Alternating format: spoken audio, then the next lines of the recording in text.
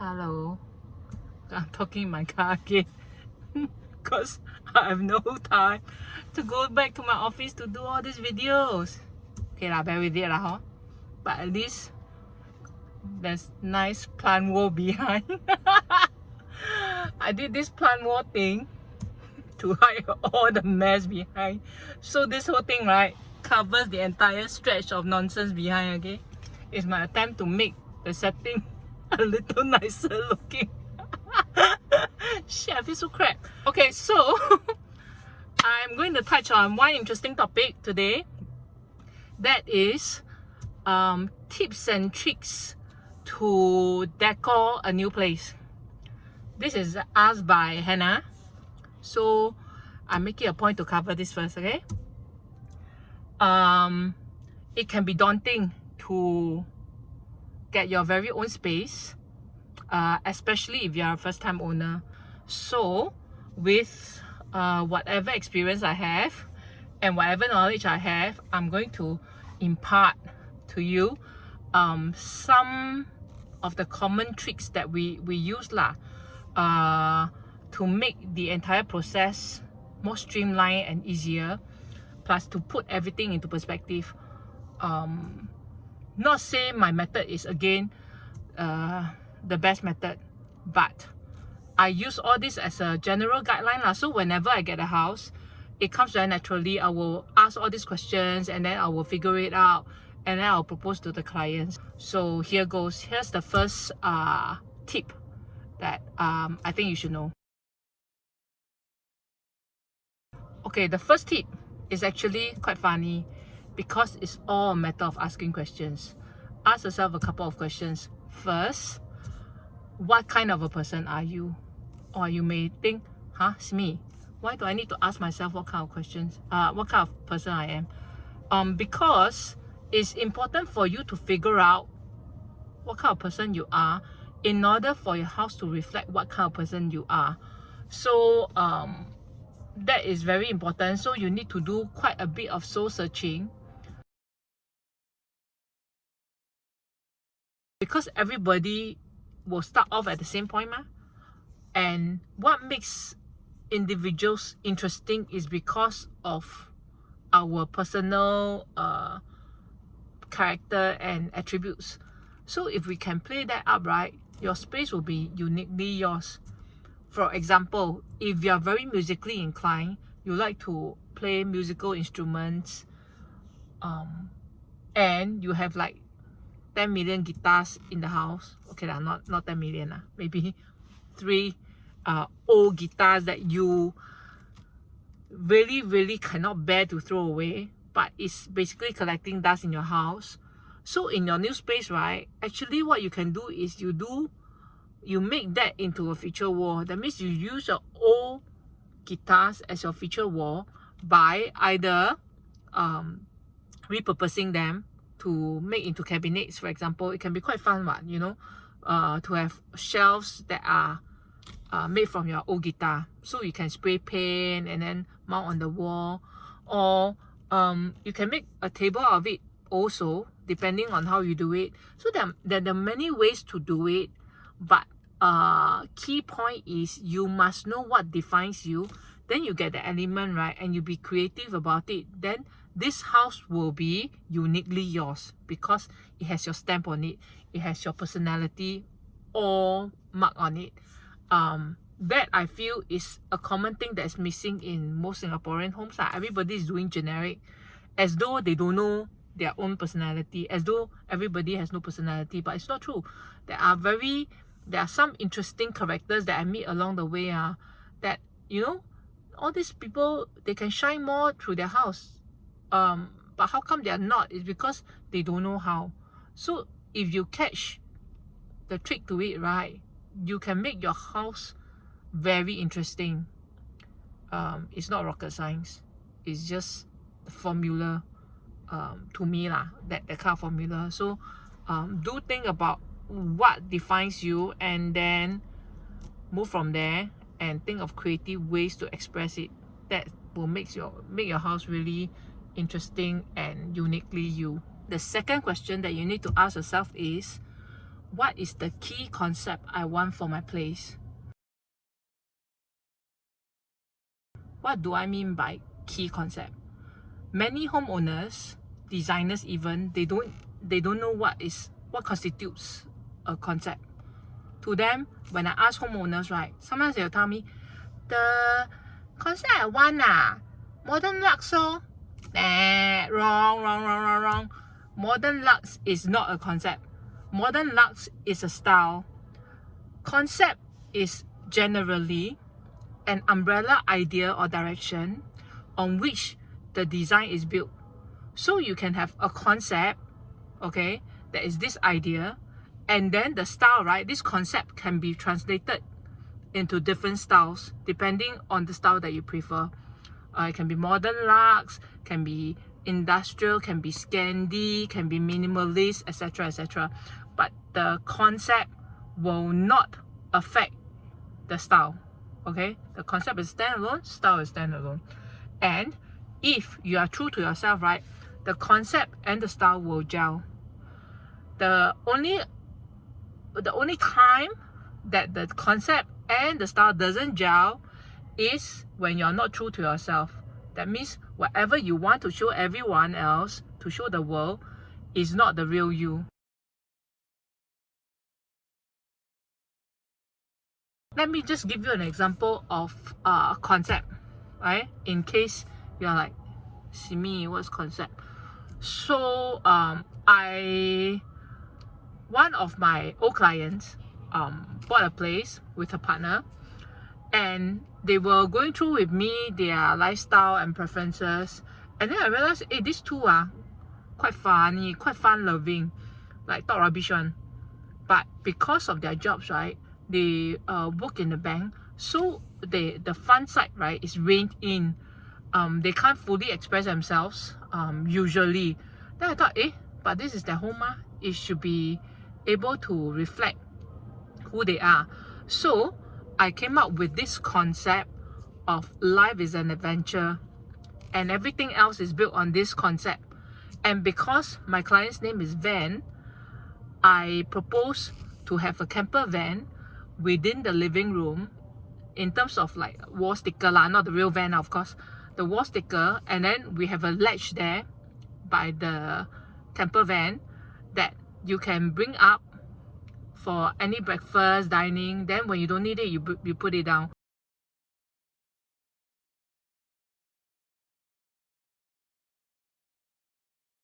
So this is an example of a concept that ties in with the client's personality. So for this concept, right, I also went all out to dress up the whole place. Like for example, I bought a helmet and I transformed it into a lamp.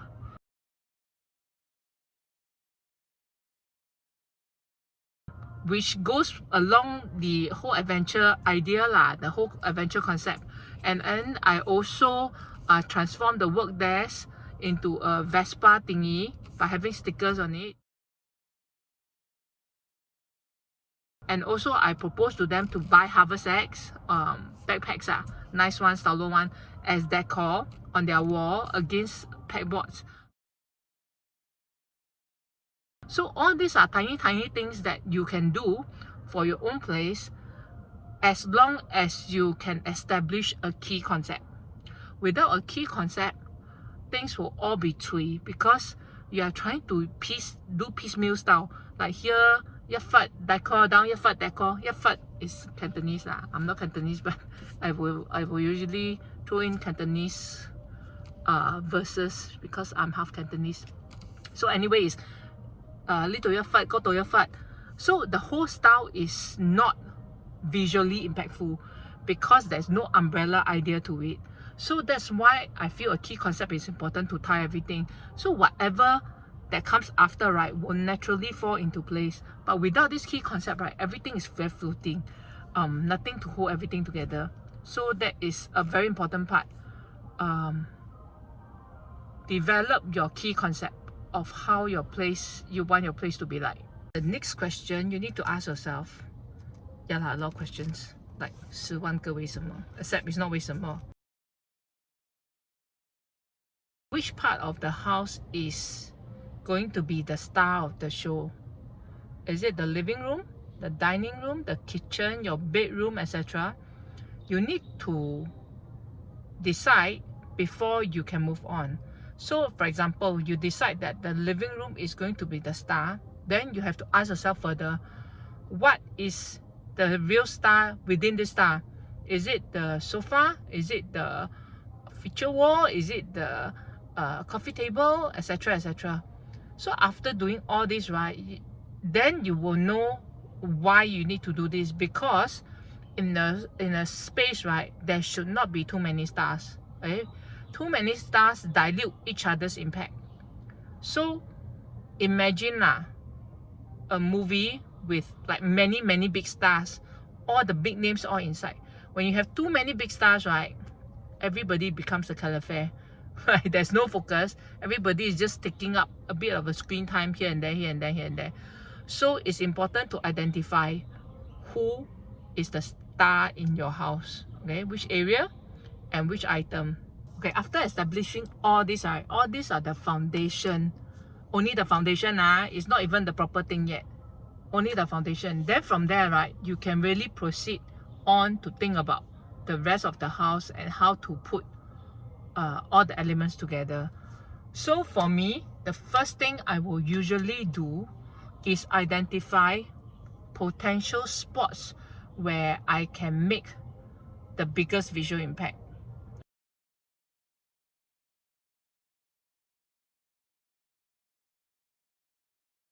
An empty wall can do so much because it's essentially the canvas that scene sets your whole house, ma. So there are a couple of things you can do. You can, the easiest way is to hang posters, okay? Which there are a lot of websites that you can go to buy interesting posters. And second thing you can do is do wall stickers, wall murals. That is another way, but that of course will cost a lot more than just simply hanging up posters. But then it will go a longer way to create a bigger visual impact, because after all, poster is still quite weak in holding the look together. It's just a poster. So for me, I will explore other ways like wall stickers, decals, etc., etc. So that's the second way. The third way is possibly making this wall into an art installation. Art installation is up to interpretation. You can do anything under the sun, anything, okay? As long as you have the key concept in mind, then you think of ideas how you want to express this key concept. It can be 3D objects, it can be 2D, it can be anything.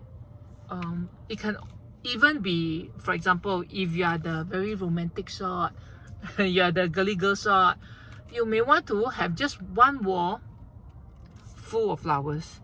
It can be done also. And then within that wall, right, of flowers, you have some words.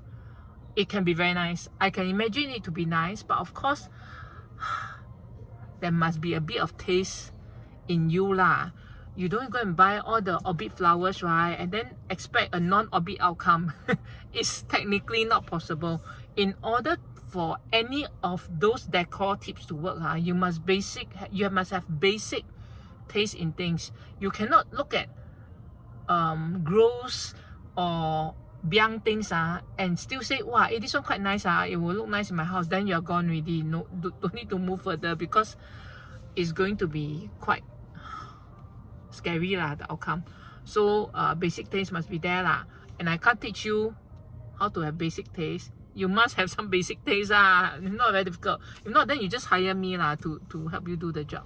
Then you don't need to know about all these things already. Fourth is the cheapest way of doing it, but your contractor will probably hate you for it This way is doing creative wall painting. Creative wall painting meaning you get the Bangla painter to mask here, mask there, mask here, mask there, mask until then you start to paint in layers and then peel off and paint another layer, peel off. That you can create very interesting shapes at a fraction of the cost of doing all those things that I mentioned previously. But like I say, if your contractor don't kill you first, then it's the bangla lah, because they need to do all the masking it's not so easy. So it's tough lah, but then if you can find simple shapes that can be easily executed, I think those non-curved shapes anything that's angular, straight lines, then it's more doable than why you ask them to do one circle here, circle there. They will go crazy, I tell you. So that is another way. So this couple of methods, right, are the basic already. Okay, once you can have one key idea to express it and splash onto the wall, I think you're halfway there already. So when a person enters your house, right, or even yourself, when you enter the house, that is the first big visual impact you see. That will soon set the whole thing already. Okay, then the rest are other things that you can do to spruce up your place and make it look nice lah.